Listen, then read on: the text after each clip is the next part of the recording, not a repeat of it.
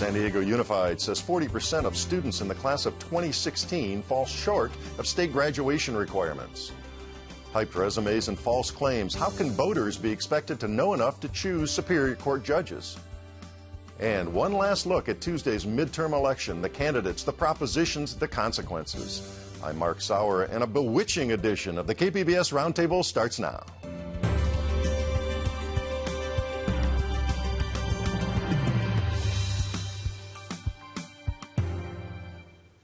Welcome. It's Friday, October 31st. Happy Halloween. I'm Mark Sauer, and joining me at the KPBS Roundtable today, a reporter Mario Coran of Voice of San Diego. Hi, Mario. Hey, Mark. And KPBS investigative reporter Amitha Sharma. Good to see you, Amitha. Good to see you, too. And Chris Genuine, editor of thetimesofsandiego.com. Good to see you back, Chris. Great to be here. Well, it appears San Diego Unified has an enormous problem on its hands and little time to fix it. California's second largest school district released data this week showing 40% of the class of 2016, that's about 3,000 students, currently fall short of state academic requirements to graduate. Now, Mario, this is an alarming conclusion. Tell us how we got to this point. Started about 5 years ago, right? Right. So we saw in 2009 the school board started to make a shift toward, let me start over. You saw that around 2009, a lot of students were passing through high school, making it through high school without the courses that they need to get into University of California or CSU schools. Just weren't prepared right, for that. Right. So what the school board started doing at the time is steering the students toward everybody's going to have a certain number of credits in these college prep courses, otherwise they won't graduate. Now that decision didn't happen until 2011. And the amount of work that's been done between 2011 and now is questionable. But what we have now, a year and a half before the deadline, is that we see they have a long ways to go in a very short amount of time. And a lot of students are going to have to make up these credits to get out the door. Okay, and there's a real specific disparity here on which students we're talking about, right? Right, and that's ironic because when the school board first decided to move in this direction, it was to bring students up who have historically been falling behind. And these would be black students, Hispanic students? Black, Latino students, students with special needs. So these requirements were aimed at these students. Now what we see here is those are the students who have fallen furthest behind and are going to need the most intervention. Even though they've had these intense programs to help these folks in the last couple of years. Even though they were supposed to have these supports in place. Okay. Wasn't the school district just recognized a year ago with the Broad Award for high achievement? So this seems shocking that it's come to this. That's correct. So there was the Broad Award, which is given to urban districts that have made improvements in the achievement gap, and we see a rise in the graduation rates overall in the past couple of years. So. But didn't the school district just recently say that they had this situation under control? What happened? Did they not know what the true state of affairs was? So I don't think they did. So this summer when I first wrote about the story, it was I got the sense that it was, don't worry about it. It's not going to be that big of a deal. We've got the situation under control. But was that with preliminary results on the testing and the data, or because this was a firm report you reported about this week? Right. So that was the trouble at the time. When hearing that it was going to be all under control, they didn't have the data to show that it was going to be all under control. Now all this needs to be said. Now it needs to be pointed out that just because 40% of the students aren't on track to graduate doesn't mean they won't graduate. It just it shows how much work needs to be done between now and then. Well, let's talk for a minute about these basics. What is it that they're required now for the first time in 2016 that the state's going to require of students in order to graduate from high school? Right, so it's a series of college prep courses known as A through G courses. So those, I think in a lot of ways, it's similar to what's been required for years. The additions have been an extra year of foreign language, or 2 years of foreign language, and an extra year of math, right? So those are the pieces that are of most concern, even though that they're falling behind in other areas too. Isn't there also doesn't the school system have an algebra course that doesn't quite meet the requirements? That's right. So there's it's called Unifying Algebra. This was a problem already in 2009 when they first decided to start going in this direction. And it's a course that doesn't meet the either graduation requirements or requirements for UC CSU standards, but yet these courses are still offered as of this year. It's kind of a watered down version of math. It doesn't count for much. But this changes that needed to happen haven't happened. Now, we noted in the opening that San Diego is the second largest school district in the state. Have there been similar reports out now this fall with other school districts, LA being the biggest, of course? I mean, are other districts having these kinds of problems with these kinds of students especially? Right. So other districts have gone in this direction. I know LA, I believe it's Fresno, has gone in this direction. I don't know if either of them have published a recent report. I know that Fresno has been more successful in moving in this direction. Okay. Now, you had a graph with your Voice article this week on who's likely to graduate. It's really obvious about the problem there. The graph is rather stark. Tell us what that showed. Right. So what it shows is white students are doing just fine. 80%, just fine, I guess, is relative, but 80% of white students are on track to graduate or meeting these requirements. But you see 30% roughly for African American students. You see around the same number, maybe 40% for Latinos. English learners are struggling. Yeah, that was the part that caught my eye the most. 9%, so 9% of English learners in the district aren't on track. And I believe that it's not hyperbole to say that we have a crisis situation when it comes to English language learners in San Diego Unified, and I think it's manifested in this number. So what are some of the reasons for this? I mean, is it support at home, resources in schools themselves, more affluent areas? What are some of the reasons we might speculate about this? All right, so we published another story today that shows some of the reasons why this has all happened. And what it shows is that there's a systemic problem. There's a major systemic problem with the access students have to these classes. Not all students have the same access to classes, and they really need to. So there's going to be two major efforts that need to be done. The first is a short-term triage to get these students out the door in 2016, but they really need to rebuild that system from the ground up. Are they prepared to do that? That's a great question. Whether they're prepared or not, they're going to have to, and I think they realize the urgency. The other day, district spokesman told me that was the best part to come out of this, that everybody recognizes the urgency. The bell is rung here. I mean, this is an alarm at this point. Right. So I know that they're starting down that work at a fast pace now.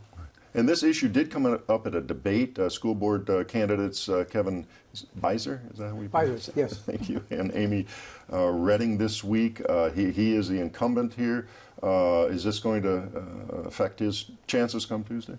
It's tough to say. I mean, he's far outpaced the challenger, Amy Redding, as far as spending and fundraising. The signs around town and name recognition. Yeah, he's everywhere, and he's just got that edge because he's an incumbent. So it's tough to say. And it's come late in the campaign as well. Yeah. But at some point, the accountability is going to have to be there. The board and superintendent and principals are going to.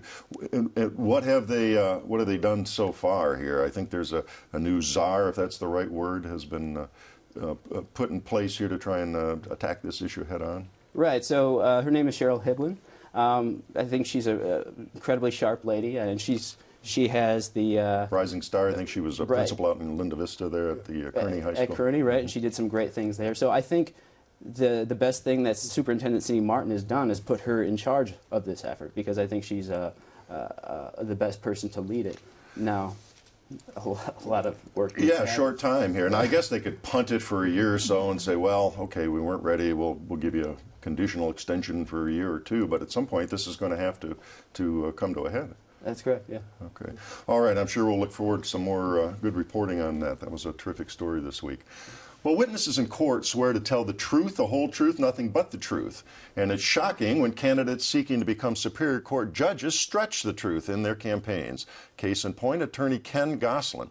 Amitha, you reported this week that Gosselin's campaign claims some credentials he doesn't really have. That's right. He said that he was a Harvard-trained lawyer. He actually got his law degree from Laverne University. He said that he was not an Ivy League school. He said that he was a constitutional constitutional lawyer. His area of specialty, though, is real estate. He said that as a volunteer judge, a judge pro tem, he presided over thousands of civil and criminal cases, but volunteer judges are strictly limited to traffic and small claims cases. Now, he has called complaints about his characterizations of his credentials as misunderstandings. Okay.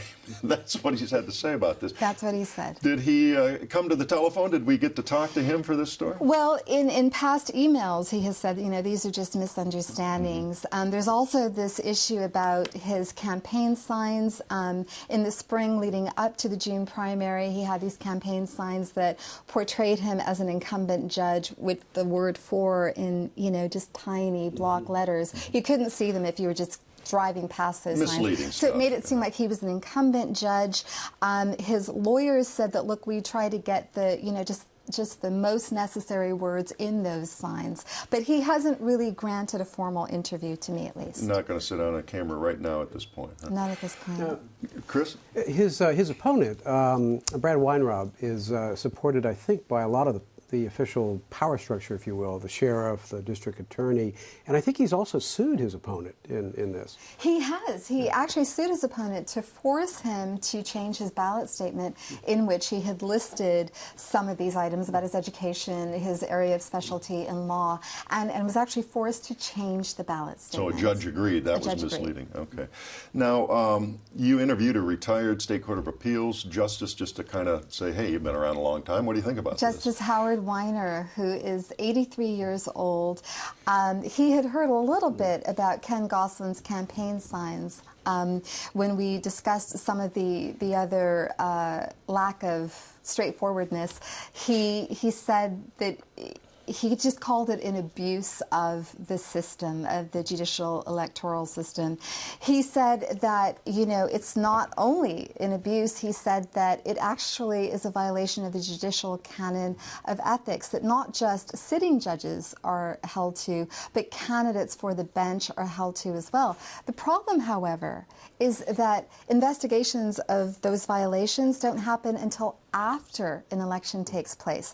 And the voting public never really gets to find out whether a candidate has not been straight about his qualifications. No, and that does raise the issue which you raised in your story, the larger issue. And should voters really be passing judgment, electing these Superior Court judges? These are powerful cases. In many instances, us as individuals, as citizens, this may be the one person who has the most power. They can can put us in jail. Absolutely. I mean, they can decide a person's freedom. They get to decide who a child spends time with. In custody cases, they decide whether to impose millions of dollars in fines against government or multinational corporations. And so the people who are in favor of judicial elections say, look, their power over individuals' lives is too immense to go unchecked, and that in order to hold these people accountable for bad decisions, incompetence, or laziness, judicial elections are the only avenue out there. And while the system may be imperfect, it's the best system out there, and that you do not want to leave the selection process up to an elite group of people. Well, we get into the voting booth and you see a list of names that are just not familiar. These aren't candidates. We haven't seen a debate or a lot of ads. I mean, we just don't know who these folks are. Right. I mean, the media doesn't cover these judicial elections very well, and there's this... Yeah, you think of, your point is, you think of Judge Gary Creep, and go back and remind us of who he is and how that kind of stealth campaign ran by a few years ago. Well, that campaign happened, and there wasn't a lot of attention paid to him and his qualifications during the campaign, and then this fellow was a birther. He thought that President Obama was born and once he was elected, it took everyone by surprise. Now, and the media really had egg on our face because we didn't really, point this. We had a lot of egg on our face. Yeah, and that's the risk with this. And so, all of the people that I interviewed for this story, two were retired judges. One was a justice from the Court of Appeal, and the other one was Superior Court Judge Anthony Joseph, and then I interviewed a professor for the story. All three of them said that whenever these judicial elections happen, that they are inundated with phone calls from friends and acquaintances basically saying, who should I vote for? I don't know who these guys are. Who should I vote for? They're not going to know what the reversal rate of a person, of a judge is.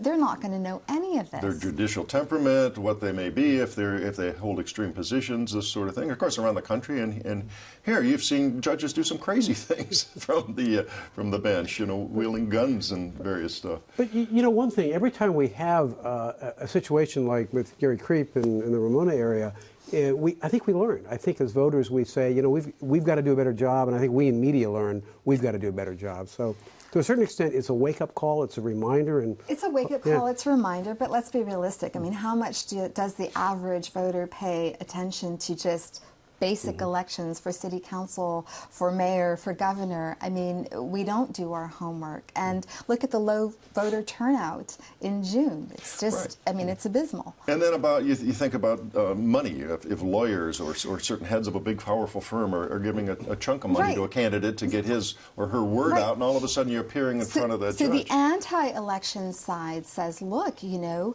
you run a real risk by putting judges in the position of having to raise money. Who's going to give to them? Lawyers. Who are those lawyers? Lawyers who have cases before them or who will at some point, or multinational corporations who may have cases before them. And how can you expect the judge to then be impartial in those cases? They will either feel beholden to them, feel gratitude to them, or they will not want to give the appearance that they are doing that, so they will bend over backward, and the guy is stuck with an adverse decision, even though the facts may have not. Either way, you're not getting a kind of a fair objective. Right, you're undermining the impartiality of the court system. So there is one school of thought that says, look, what you should do is you should have a panel of experts appoint these judges, have them vetted, have their credentials vetted, and appoint them. And then after a set term, put them up for a retention election, a yes or no vote. And if an incumbent gets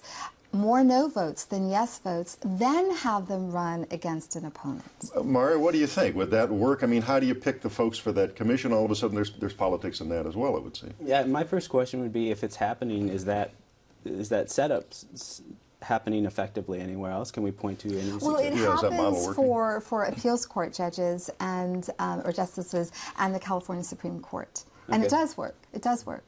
Okay.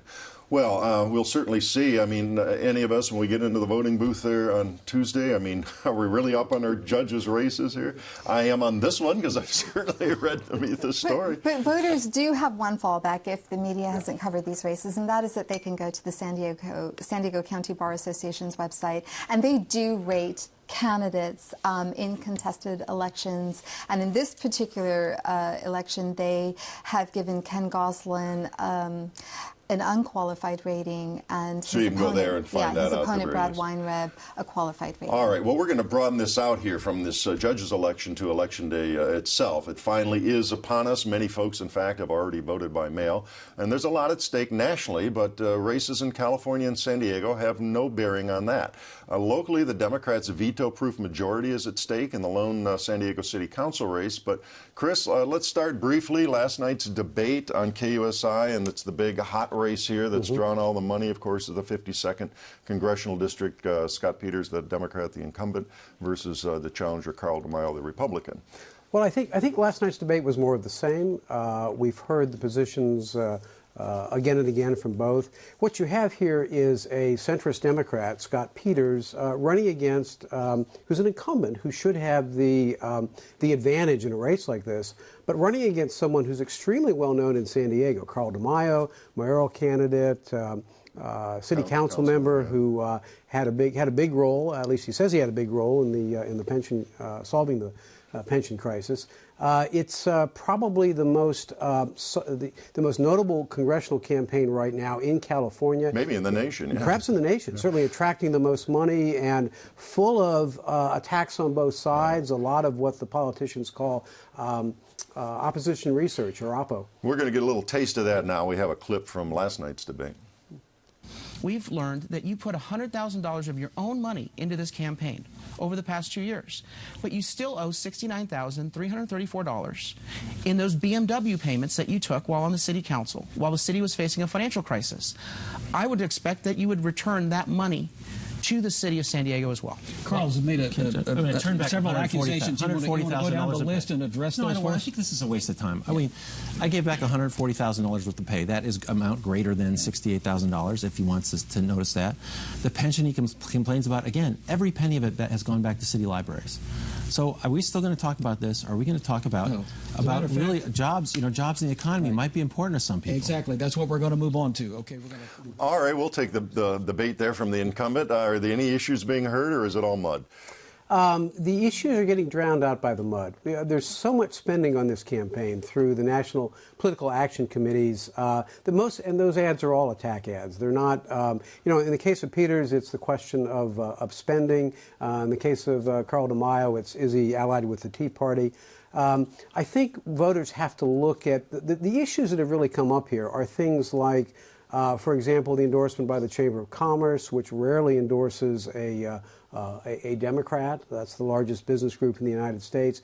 And in Carl DeMaio's case, the fact that you really do have an independent here who is independent in many ways of the Republican Party and who's had some innovative ideas about government finances. Well, over $5.5 million here, or nearly $5.5 million in outside money. Extraordinary for one seat that's really one of a body that's 435 members. Is it? And of course, the Republicans are going to maintain control of the House. That's not in question here. Why so much emphasis? Is it just so many lack of competitive races? I think it's the lack of competitive races because of gerrymandering throughout the country. You know, once you're an incumbent, it's very hard to get dislodged. And again, this is the one race that's at issue throughout California. Almost every other congressional incumbent is expected to win handily. You know, you can look at it and say, this race is 1 out of 435. Probably a much more significant race is the City Council District 6 race, because that's 1 out of 9. Well, that's what I wanted to segue into. Yeah, let's talk about that, because that has real consequences here locally. That has real consequences because if Chris Cate, who is a Republican, wins the race against Carol Kim, who's a Democrat, then that would end the current supermajority the Democrats have on the council. Veto-proof, yeah. Yeah, it's a veto-proof majority, which is one reason why the minimum wage ordinance was vetoed by the mayor, but the veto was overridden by the council. Now it goes to voters. In the primary, Cate won 47%, 3 points shy of an outright victory. The betting is that he's going to win, but he himself told me yesterday he expects it'll be with a small margin. Yesterday he had a press conference, and the entire local Republican power structure came out to support him. There was former Mayor Jerry Sanders, Mayor Kevin Faulconer, who Cate worked for, and then the 3 other Republicans on the city council. All right, so we'll see how that breaks down and what the implication is there. There's one state race I did want to bring up here, and it's for an important point, and it's what we talked about in our first segment with Mario. Of course, it's State Superintendent of Education, and the incumbent is Tom Torlakson, a Democrat, and Marshall Tuck is the challenger, also a Democrat. So it looks like a Democrat's going to win that. But, you know, first of all, how important is this job, and I think how close is it? It's an important job, at least in setting the setting the goals for the state. The overall education agenda. The overall agenda, but perhaps more importantly, over will the state appeal the Vergara decision in Los Angeles? This was the Superior Court decision that took issue with teacher tenure in Los Angeles, basically saying that students were being shortchanged by rules that effectively gave teachers with 2 years' experience tenure for life in the Los Angeles system. Torlakson is going to appeal that. Tuck has said he won't. So what you really have here is a battle within 2 wings of the Democratic Party.